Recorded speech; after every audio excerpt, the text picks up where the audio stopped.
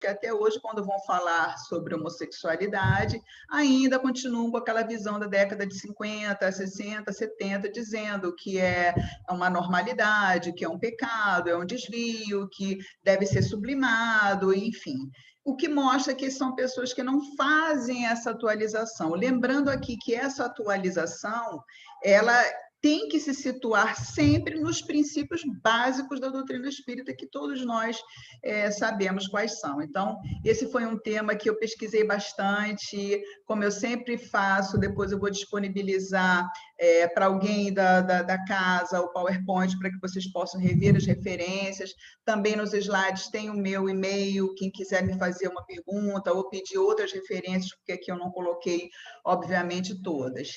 E eu vou seguir na minha fala exatamente o que o tema me propõe. Eu vou falar um pouquinho sobre quem é a mulher, na visão da doutrina espírita, vou falar um pouco sobre a sociedade atual em termos de características que envolvem esse papel da mulher, e vou, finalmente, apresentar o papel da mulher na sociedade atual, segundo a doutrina espírita. Então, é um tema que é um tema complexo, é um tema que a gente vai ver que há uma série de contradições e controvérsias entre os espíritos que dão comunicações desde há muito tempo, e eu vou apresentar a minha visão, a minha interpretação. Cada um depois, relendo as fontes, faça também a sua, que é muito importante, esse debate, essa troca de ideias. Ninguém é dono da verdade, a gente não tem no movimento espírita ninguém que fale por todos nós, porque o próprio Kardec nos convidou a esse exercício individual da crítica. Então, por isso, eu coloquei aqui como advertência, logo no início aqui, e eu vou ler só a parte em vermelho, duas falas de Kardec, dois escritos dele, um que está na Gênesis, outro no Evangelho segundo o Espiritismo, em que ele diz assim, né, uma advertência dele: se novas descobertas lhe demonstrassem estar em erro acerca de um ponto qualquer, ele se modificaria nesse ponto. Se uma verdade nova se revelar, ele a aceitará. Isso está na Gênesis. Depois, no Evangelho, ele diz que o primeiro exame comprobativo é, pois, sem contradito da razão, a qual cumpre se submeta, sem exceção, tudo que venha dos espíritos. Então, infelizmente, hoje, a gente, ou pessoas não conhecem isso, né, o que Kardec falou nesses dois trechos, ou ignoram, porque eu vejo, observo muitas pessoas com uma tendência que nossos irmãos de outras tradições religiosas têm, por exemplo, em relação ao Levítico do Antigo Testamento. Há pessoas que acham que o Levítico foi escrito, é a palavra de Deus, e aquilo se aplica sem mudar uma vírgula nos dias de hoje. Então, todas aquelas normas, todas aquelas leis de comportamento, de vestimenta, que são anacrônicos para os dias de hoje, há pessoas que acreditam que deva ser daquela forma. Infelizmente, a gente vê pessoas assim também dentro do movimento espírita, que, ignorando a postura do próprio Kardec, tratam a codificação como se fosse um Levítico. Acham que questionar, criticar, colocar pontos de interrogação no lugar de pontos finais seria um processo de adulteração da doutrina. Vejam, eu estou me referindo aqui a um convite do próprio codificador. E isso é importante, eu estou trazendo isso logo no início, eu faço isso em qualquer tema mais polêmico, para me sentir à vontade de apresentar as minhas conclusões e para convidá-los também a estabelecerem as conclusões de vocês, tá? Então, feita aí essa advertência, vamos então ver o que é a mulher na visão espírita. Bem, a gente tem nas questões 200 a 202 que o espírito não tem sexo, e por isso eles podem animar corpos de homem e de mulher. O que guia o espírito nessa escolha? São as provas por que haja de passar. Então, isso é o básico. Isso está no Livro dos Espíritos. Porém, André Luiz, no livro Evolução em Dois Mundos, ele, em 2 capítulos, eu destaquei só um trechinho que eu já vou mostrar para vocês. Ele dá uma razão para que existam sexos diferentes. Então, ele vai dizer lá que a origem ou a definição de em que corpo o homem ou a mulher vão animar estão relacionados a uma característica que está lá atrás na nossa evolução do princípio espiritual. Então, vejam aqui o que eu localizei no Evolução em Dois Mundos, capítulo 32. Ele diz o seguinte, que os princípios espirituais, a gente sabe que a evolução espiritual, a gente vem desde lá da evolução mineral, vegetal, passando pelos animais, até adquirirmos a consciência de nós mesmos, o livre-arbítrio e começarmos a nossa encarnação na espécie humana. Mas que os princípios espirituais, lá atrás, na nossa evolução, desde as primeiras horas da reprodução sexuada, tá? Que ela surgiu no momento da evolução, seria interessante a gente resgatar isso também, dentro do processo aí da biologia, né? Que havia só a reprodução assexuada, até que em algum momento houve a reprodução sexuada. Segundo André Luiz, nesses princípios espirituais, passou a existir um teor de força, qualidades predominantemente ativas ou passivas. E isso fez com que esse princípio espiritual, tendo qualidade predominantemente ativa, reencarnasse no sexo masculino. Que esse princípio espiritual, tendo qualidade predominantemente passiva, encarnasse num sexo feminino. E isso aqui a gente está falando de animais, tá, gente? De animais, de plantas, enfim, dessa evolução nossa primordial. E que a perda desses característicos sexuais ocorrerá pela assimilação de todas as experiências necessárias. Então, o que eu quero chamar aqui a atenção nesse trechinho, principalmente? Repare nessa palavra modificadora, predominantemente. Isso quer dizer o quê? Que os princípios espirituais têm as duas qualidades, ativas e passivas. Só que, num processo de evolução, muitas vezes há um predomínio dessa qualidade ativa ou um predomínio dessa qualidade passiva. Com a nossa evolução no decorrer das eras, a gente vai fazer a integração dessas características. É isso que os orientais chamam de yin para o princípio feminino e de yang para o princípio masculino. É isso que Jung e Joana traz muito, isso nos textos dela, chama de ânima para o princípio feminino e ânimos para o princípio masculino. Mas nós temos as duas características em nós. Muito bem, vamos avançar. Também no Livro dos Espíritos, na questão 558, quando se fala na tarefa dos espíritos, quer dizer, se a gente está discutindo o papel, e o papel seria uma função, uma atribuição, uma tarefa, e a mulher é um espírito antes de qualquer coisa, quais seriam as tarefas dos espíritos? Se melhorarem, questão 558, habitar em toda a parte e adquirir o conhecimento de todas as coisas, questão 560, isso aqui quando a gente pensa no universo e na quantidade de mundos, né, a gente fica assim, meu Deus, nossa, quanta coisa a gente ainda tem para fazer. E quando encarnados, os espíritos devem instruir os homens, auxiliar o progresso e lhes melhorar as instituições por meios diretos e materiais. Gente, a questão 573 é a questão que eu mais amo nessa vida. Eu já fiz palestras e mais palestras me referindo a essa questão, que é uma questão escondida, muita gente passa batido por ela. Mas vejam aí, além de nos melhorarmos, nós temos essas tarefas quando encarnados, de colaborar no progresso. Bem, então aí a gente tem a mulher na visão espírita e a gente tem a tarefa da mulher enquanto espírito, segundo o nosso codificador. Até aí tudo bem. Bom, vamos ver a nossa sociedade atual. E eu gostei desse atual, porque, obviamente, na época de Kardec, e isso é importante também a gente lembrar, no final do século XIX, a condição da mulher era muitíssimo diferente, apesar de na Europa ser melhor do que em outras localidades. Também é importante lembrar que as ciências humanas naquela época ainda estavam se estruturando. Elas só vieram a se estruturar enquanto ciências, a psicologia, a sociologia, a antropologia, a história, a geografia, a biologia, depois no século seguinte, que é o século XX. Então, quando vocês colocaram no tema sociedade atual, o que eu fui buscar para tentar relacionar essa questão do papel da mulher? O que marca a sociedade atual que a gente deve prestar atenção para depois refletir em qual deve ser o papel nosso de espíritos encarnados na condição feminina? Primeira característica, a sociedade atual é marcada pelo famoso patriarcado. O que é o patriarcado? É um sistema sociopolítico em que o gênero masculino e a heterossexualidade têm supremacia sobre os outros gêneros e sobre as outras orientações sexuais.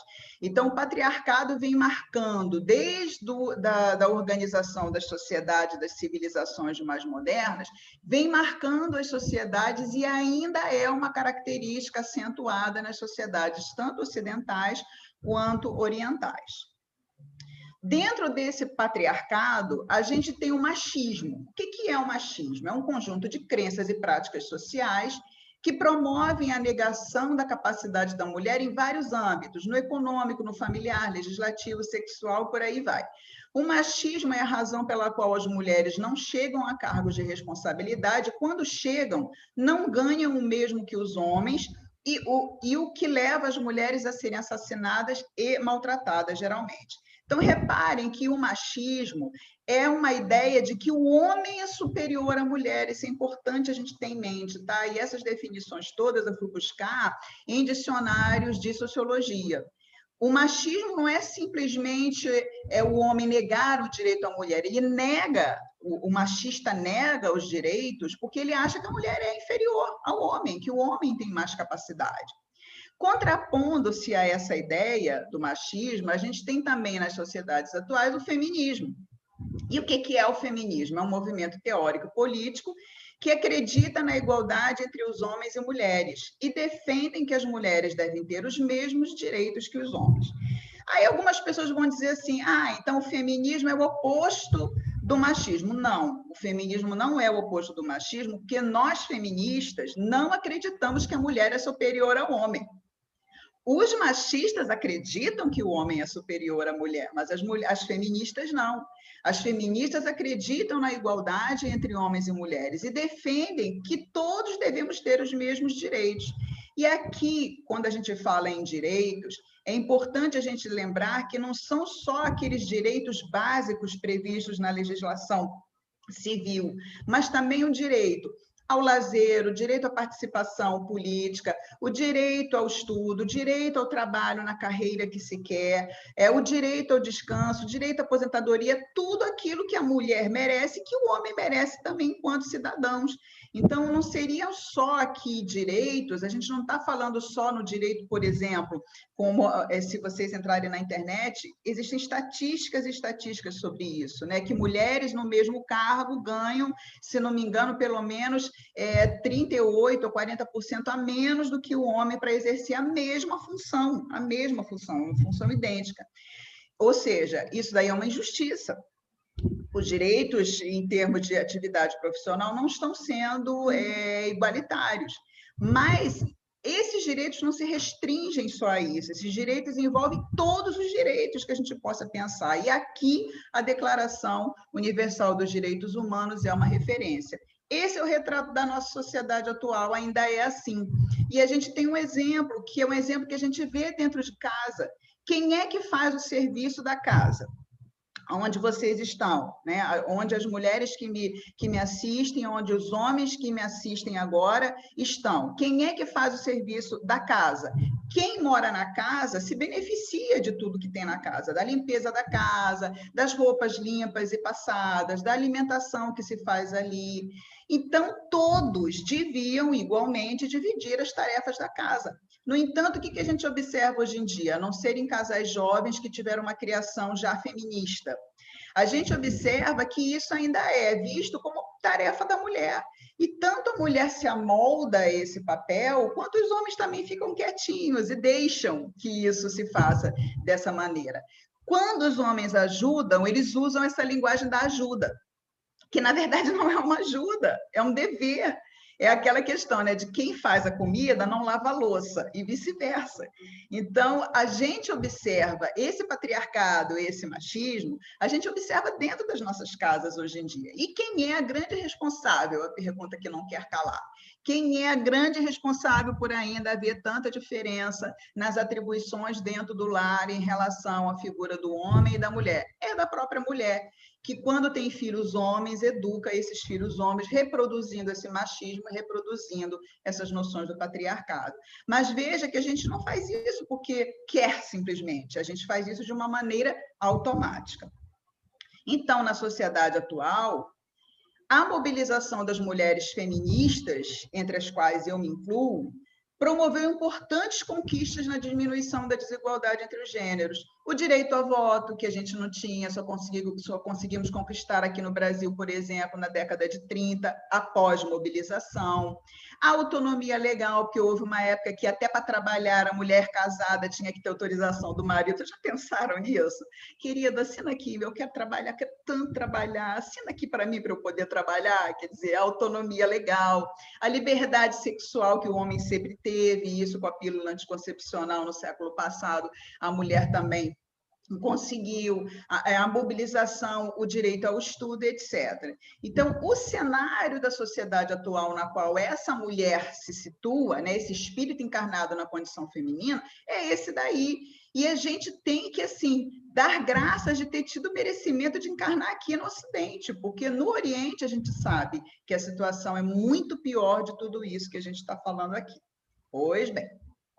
Vamos, então, ver o papel da mulher na visão da doutrina espírita. E aqui, companheiros, por isso que eu coloquei as advertências de Kardec lá atrás, tá? Há muitas contradições, há muitas controvérsias. Então, quando a gente fala visão espírita, a gente deveria perguntar, mas visão espírita de que década? Visão espírita de que espírito? E dentro daquele espírito, de que momento? Porque a gente sabe que, por exemplo, Joana de Ângeles tem uma obra que já percorre aí pelo menos uns 30 anos, se não me engano, e que ela mudou a visão dela em relação a alguns temas. Então, há contradições na fala de mesmos espíritos, que a gente vai ver. Eu vou mostrar para vocês algumas que eu achei aqui, mas fiquem tranquilos que eu vou chegar lá no papel da mulher. Bem, no Livro dos Espíritos, quando o Kardec trata da questão da lei de igualdade, ele coloca assim nessas questões: homens e mulheres devem ser iguais em direitos perante a lei humana. Igualdade de direitos, sim, mas de funções, não. Preciso é que cada um esteja no lugar que lhe compete. Ocupe-se do exterior o homem e do interior a mulher, cada um de acordo com a sua aptidão. Queridos, isso é Livro dos Espíritos, isso é Kardec. Quem de nós, hoje em dia, no exercício da nossa racionalidade, da nossa lógica, vai concordar 100% com o que está dito aqui? É lógico que aqui, isso que foi colocado pelos espíritos, se referia àquela realidade do século XIX lá atrás. Quando a gente coloca assim, igualdade de direitos, mas não de funções, qual era a função da mulher no século XIX? Ter filhos e cuidar da casa. Concordam comigo? Era isso que era visto como função. Por isso que os espíritos disseram: ocupe-se do exterior o homem e do interior a mulher, cada um de acordo com a sua aptidão. Avançando um pouquinho mais, a gente vai ter, na Revista Espírita de janeiro de 1866, quer dizer, um ano depois da publicação, né, menos até um pouquinho, do Livro dos Espíritos, Kardec, no artigo, diz assim: lia-se nos jornais que uma jovem de 20 anos acabava de defender o bacharelado perante a Faculdade de Montpellier, sendo o quarto diploma concedido a uma mulher. Isso aí eu botei reticências porque eu não coloquei o texto todo, depois vocês recorram, por favor, ao original. Elas concorrem ao progresso material do mundo em que habitam. Então, vejam aqui nessa fala de Kardec, já há uma contradição no que tem na questão do Livro dos Espíritos, né? Ocupe-se do exterior o homem e do interior a mulher, mas aqui Kardec faz um elogio às mulheres, poucas ainda, que estavam se formando e obtendo diploma em faculdades, tá? Bem, vamos ver mais uma passagem que vocês já devem ter lido, quem leu o Nosso Lar, mas eu estava comentando essa passagem com a minha filha mais nova, que vai fazer 30 anos esse ano. Ela ficou muito indignada, mas é para a gente ficar mesmo. Só que aquilo que eu observei no início, só fica indignado quem não atualiza, né? Quem insiste em achar que aquilo que está escrito na obra mediúnica tem que ser daquela maneira. Olhem só o que a dona Laura fala no Nosso Lar, em 1943, no capítulo 20. Ela diz assim: a mulher não pode ir ao duelo com os homens, através de escritórios e gabinetes onde se reserva atividade justa ao espírito masculino. Nossa colônia, porém, ensina que existem nobres serviços de extensão do lar para as mulheres. A enfermagem, o ensino, a indústria do fio. A indústria do fio seria tecer coisas, né? Trabalhar com corte e costura. A informação, os serviços de paciência representam atividades assaz expressivas. Então, vejam, isso foi escrito em 1943, antes da Revolução Sexual, antes da entrada da mulher no mercado de trabalho. Então, quem hoje pode ler essa passagem e dizer assim, não, a doutrina espírita fala que a mulher não pode ir num duelo com os homens através de escritórios e gabinetes. Gente, mas nós não vimos lá naquelas questões iniciais que cabe ao espírito dominar todos os conhecimentos, todas as coisas, que cabe ao espírito lutar aí pela igualdade dos direitos e o trabalho, o espaço dentro do mercado do trabalho é um desses direitos, enfim. Por isso que eu coloquei aqui, depois vocês vão ver, não nesse primeiro, porque tem aquela questão da igualdade, mas eu vou colocar aqui a lembrança que Kardec nos faz naquela advertência. Vamos continuar aqui com alguns trechinhos. Vejam esse de Viana de Carvalho, que está num livro, Atualidade do Pensamento Espírita, de 1998.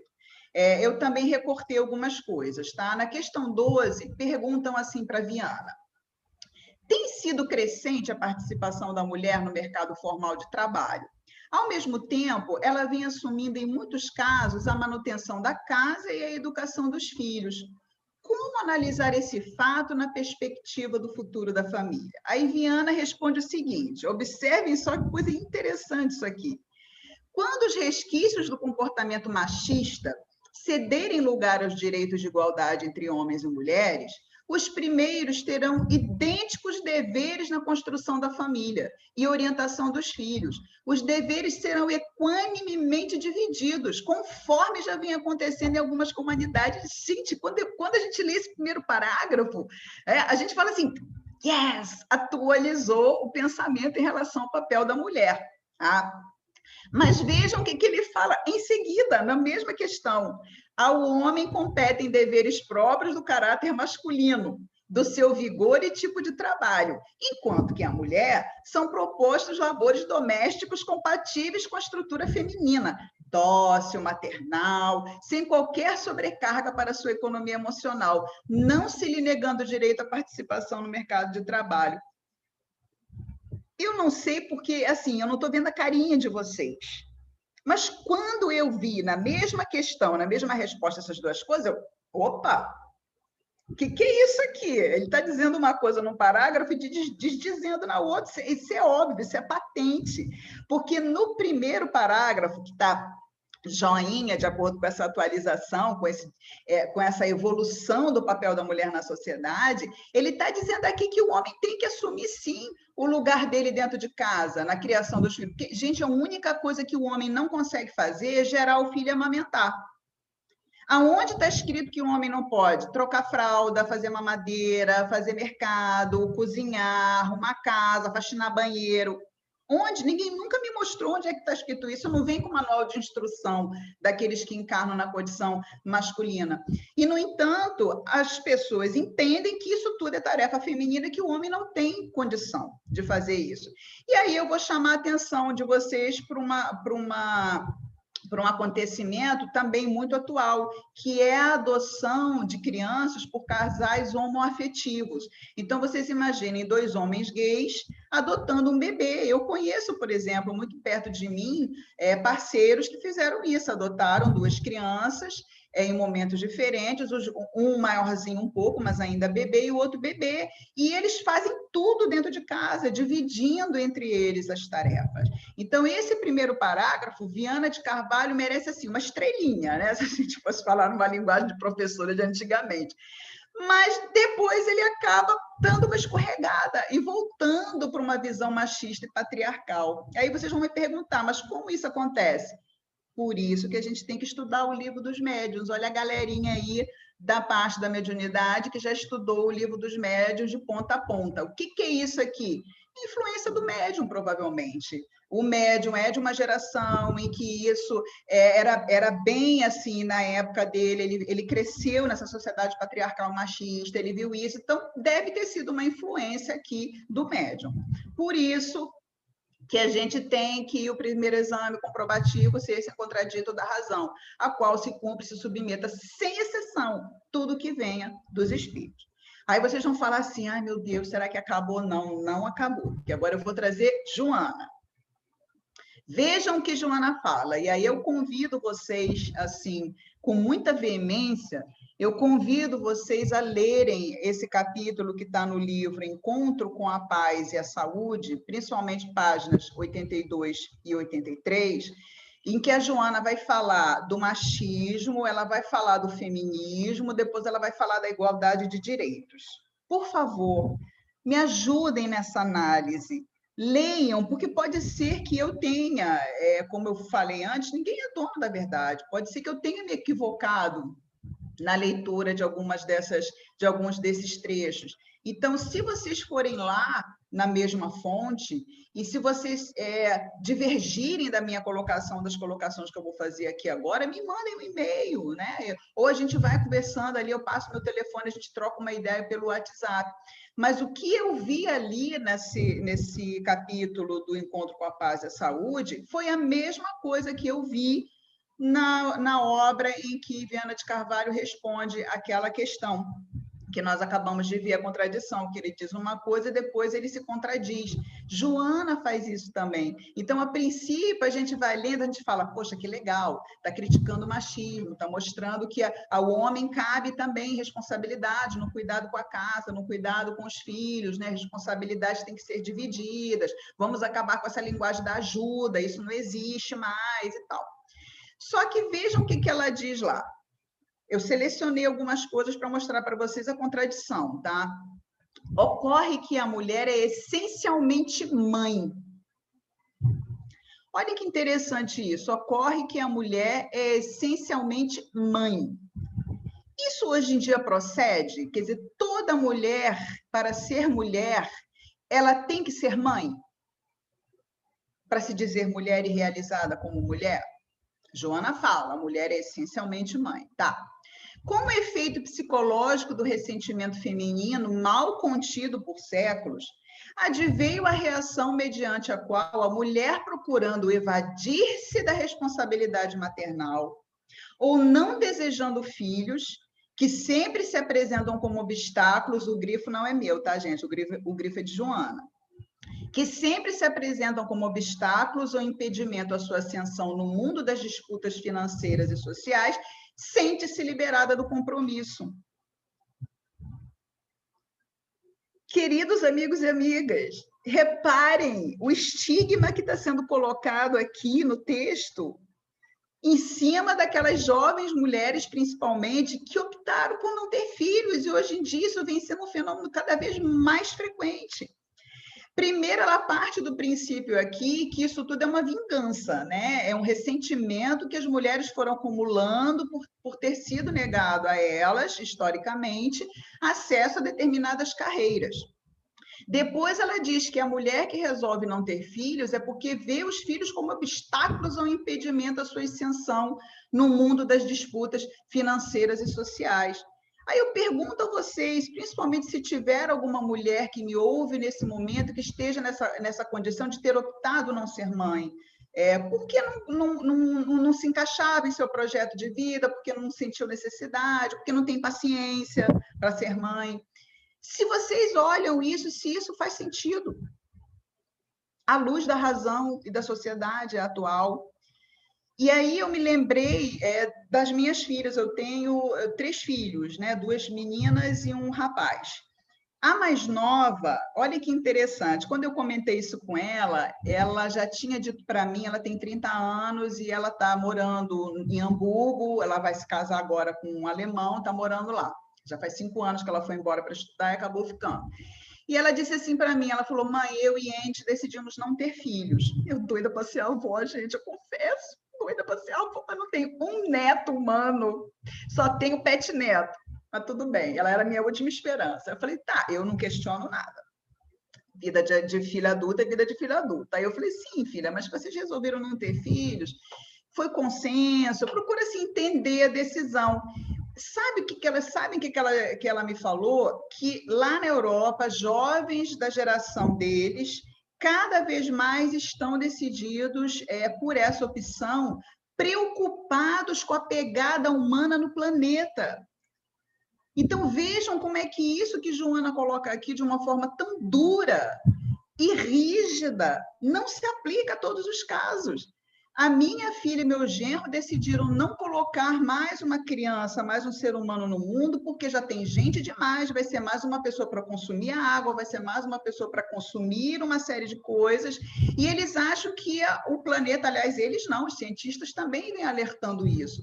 O planeta não comporta mais tanta gente. Então, eles decidiram que para eles, pelo menos no momento, pode ser que eles mudem de ideia, claro, são jovens ainda, eles decidiram, mas vejam, a intenção dela não é fugir a nada, a intenção dela não é ressentimento de coisa nenhuma, a intenção da Carolina não é egoísta. A intenção dela é justamente o contrário, é uma preocupação com o meio ambiente, com o futuro dessa criança, caso eles tivessem um filho, essa criança fosse colocada no mundo. Então, isso daí é muito sério, porque acaba criando um estigma, né? Que quem lê isso e não faz a crítica, não submete ao crivo da razão, passa a olhar as pessoas que não querem ter filhos como egoístas, já é egoísta, ressentida, que é o que a gente vê que está escrito aqui. E aí ela prossegue dizendo assim: essa interpretação tem produzido danos emocionais muito graves nos sentimentos da mulher, frustrando-a e deixando-a em solidão destrutiva. Quem disse que mulheres que não têm filhos não podem ser realizadas e não podem ser felizes?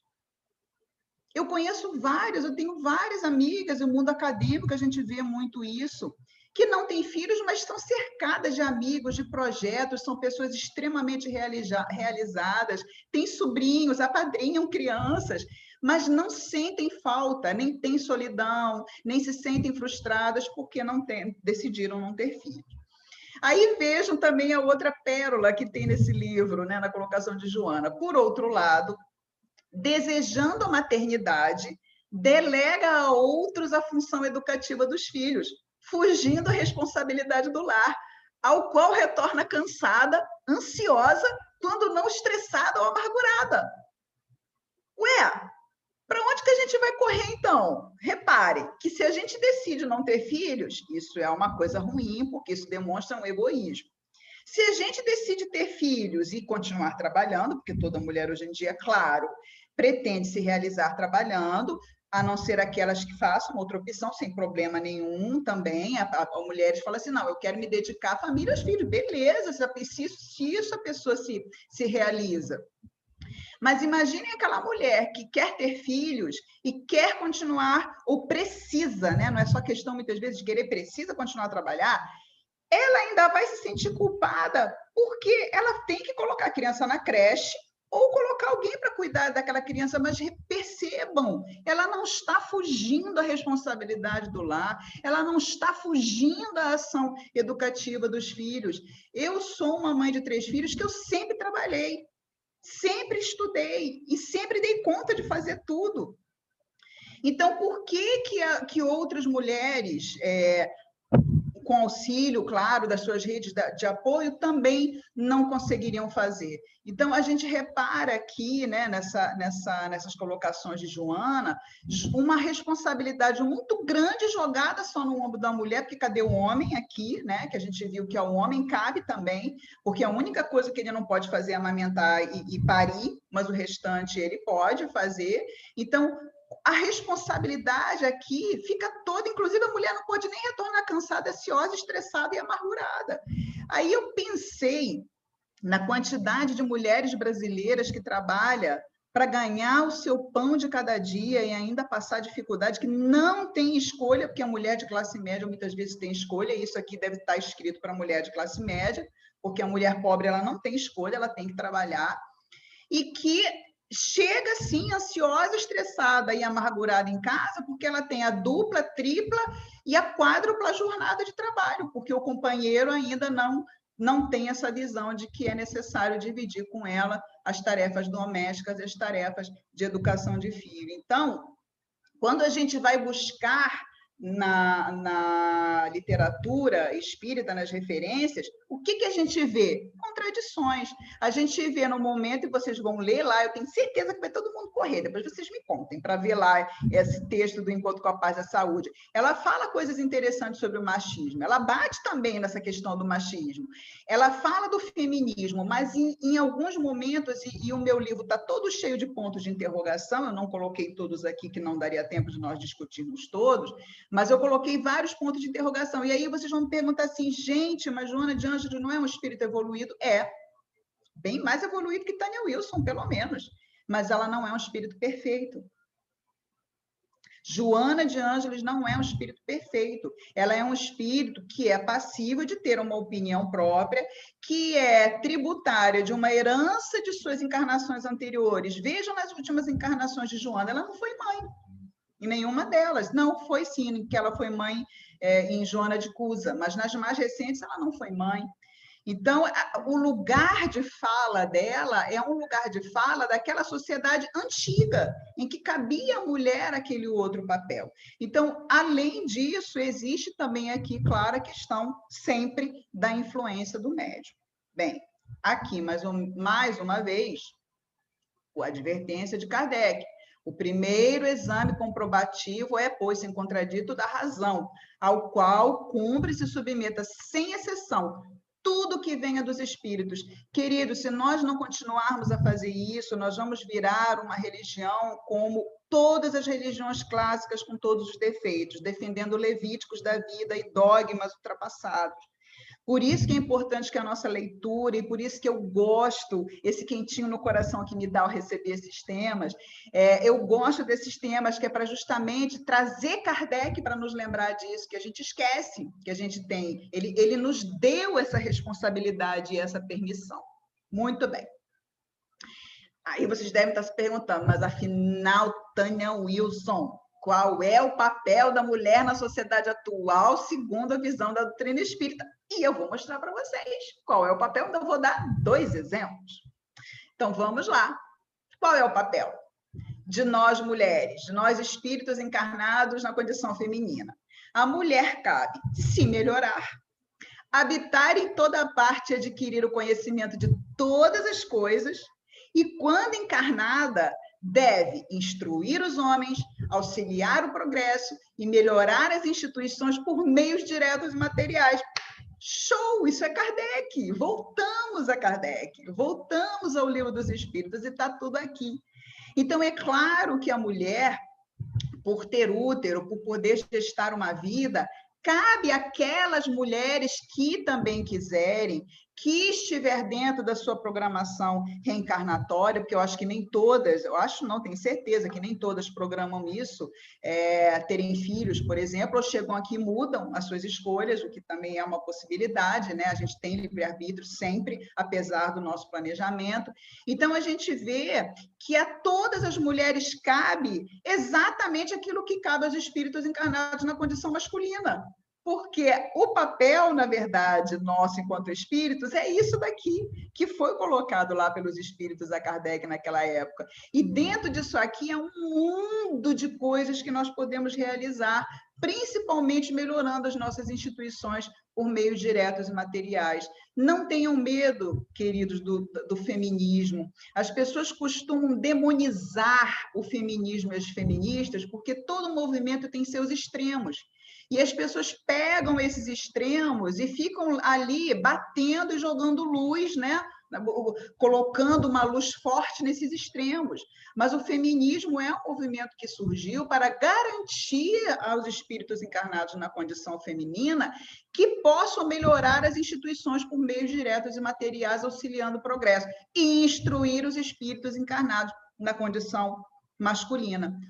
Esqueçam a linguagem da ajuda, queridos. Eduquem-se a não dizer, eu vou te ajudar hoje no almoço. Fala assim, hoje eu vou fazer a minha parte, eu vou colaborar na parte que me cabe nesse latifúndio, né? O que eu tenho que fazer aqui, como diz a canção. Bem, exemplos. Eu vou trazer um exemplo famosíssimo, né? Todos acompanhamos, que é de Malala Yousafzai, a paquistanesinha, né? Militante dos direitos femininos, no Paquistão, que em 2012, quando ela começou a se mobilizar pelo direito das meninas a estudarem, tá?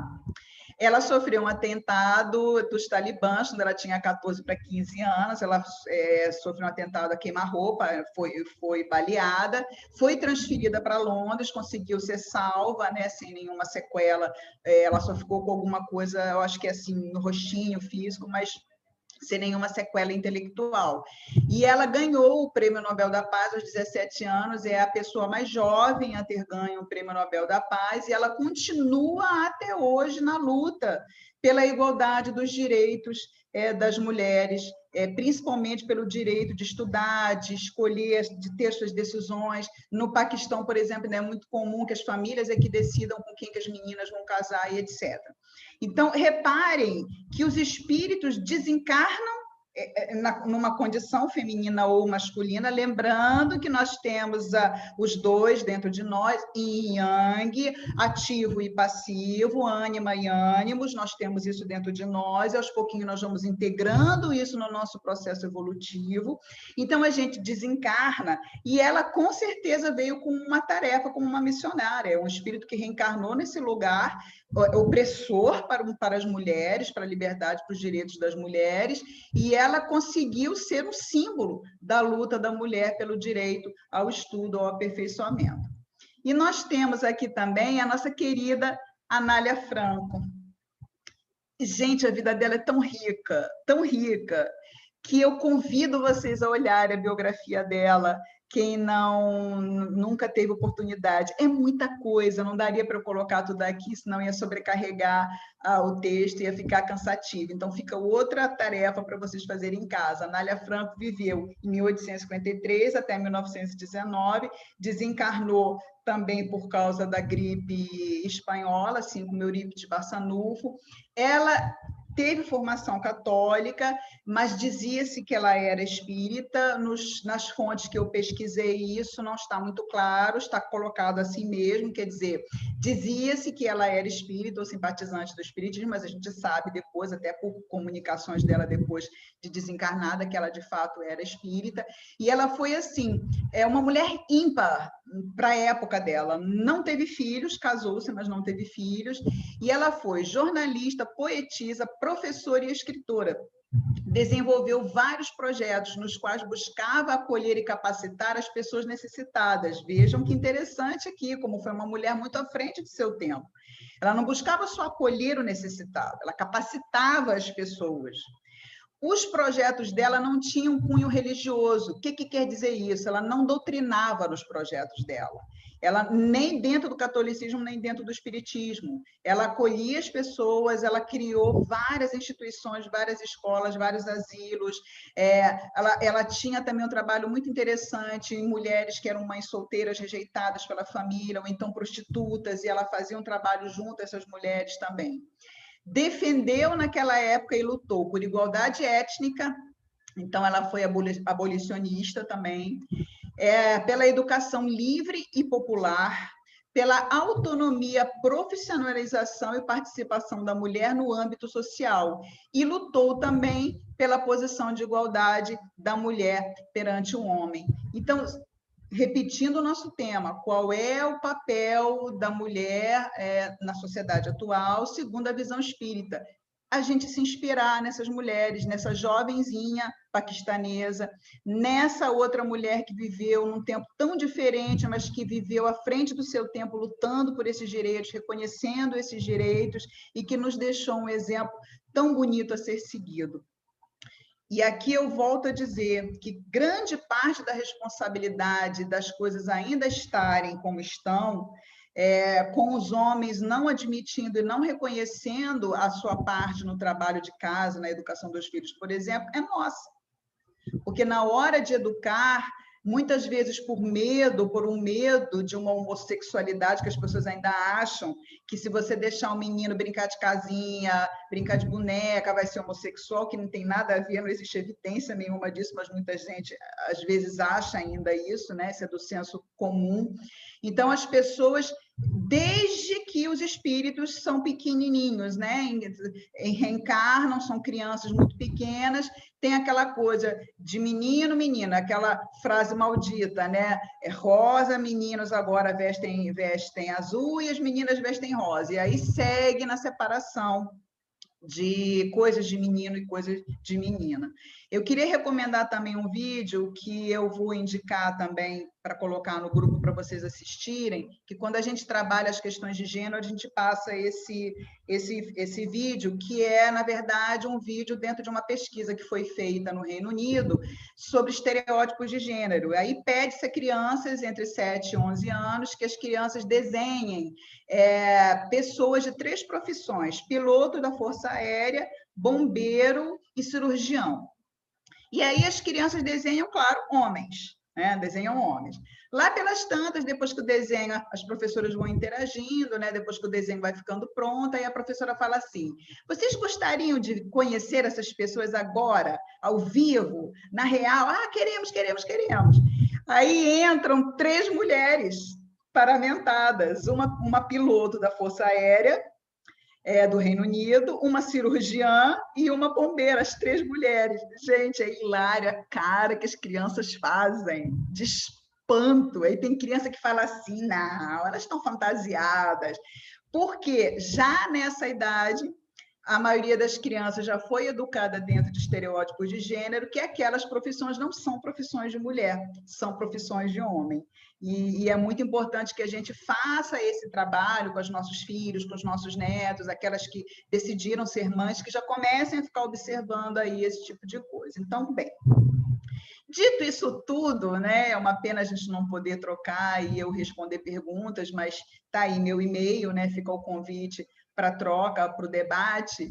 Eu gostaria de agradecer a atenção de vocês e de terminar com essa tirinha aí, né, que a gente vê a menininha reparando uma diferença e ela então sopra ali o símbolo feminino para ficar na mesma condição do símbolo masculino. Que esse seja o nosso papel, a começar nas nossas casas espíritas, que a gente possa empoderar as mulheres, os espíritos encarnados na condição feminina, onde nós estivermos. Então, vamos também olhar para a nossa instituição e vamos olhar os cargos de direção, quem que está ocupando esses cargos? Vamos olhar nas nossas casas espíritas, quando há uma confraternização, quem é que vai para a cozinha? Quem é que vai arrumar as coisas? Isso tudo faz parte desse processo de mudança, que é um processo dialético, né? Quer dizer, a sociedade muda porque a gente se mobiliza, a gente se educa e a gente vai implementando ações diretas e materiais para que essas mudanças ocorram. Muito, muito obrigada pela atenção, pela paciência de vocês e que o Senhor nos abençoe.